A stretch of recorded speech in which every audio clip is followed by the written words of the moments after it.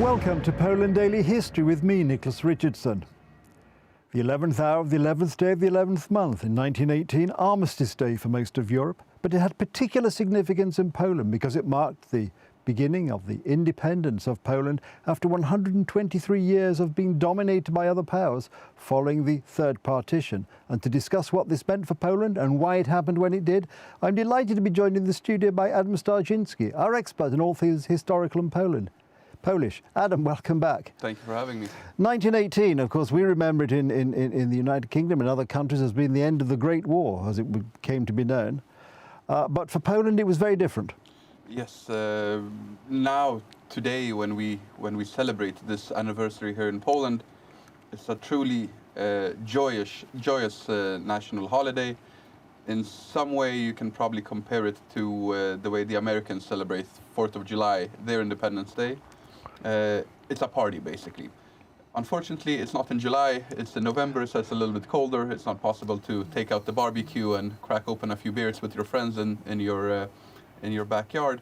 But nevertheless, it's a date that most Poles associate with something truly positive, optimistic.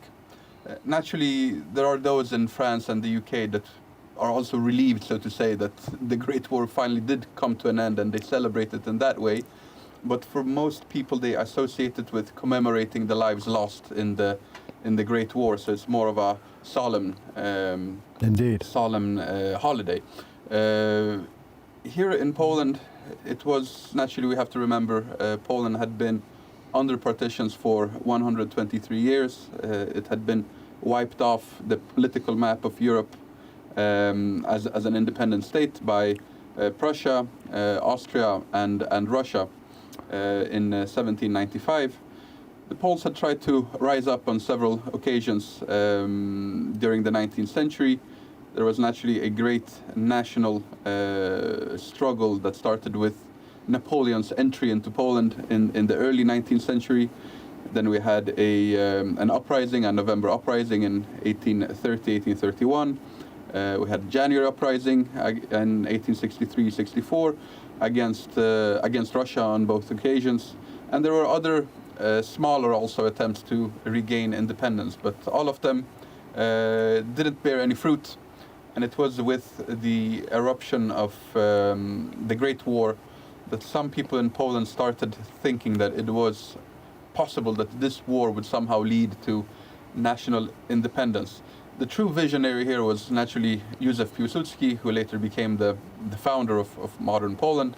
He, very early on in the war, made a prediction about how the war would develop and how it would end.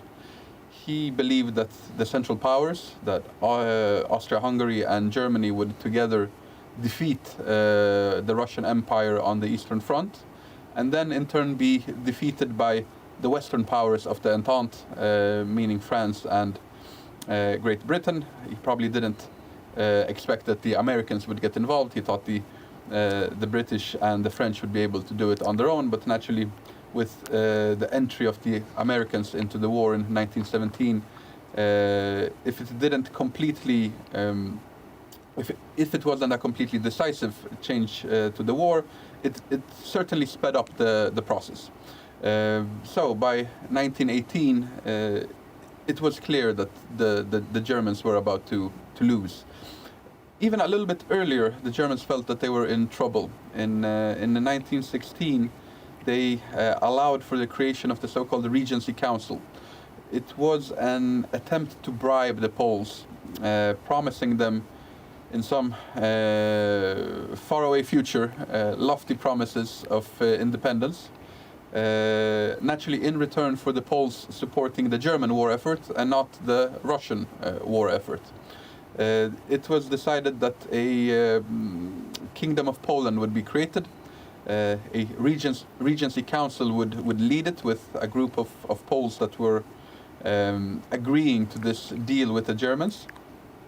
Zdzisław Lubomirski in the end became the regent, so to say, and was technically the leader of Poland, but in all reality he was still a marionette of the Germans. There was no real independence there. But nevertheless, with the act of November 5th, 1916, you could say that this was some initial embryo of independence. Adam, the clock in the corner of the studio is blinking at me, so I'm afraid we must bring this programme to an end. Thank you. We'll pick it up next time. There we are. I've had to interrupt Adam almost in mid-sentence, but fear not. If you join us next time, as we hope you will, we'll continue the story. In the meantime, thank you for watching Poland Daily History.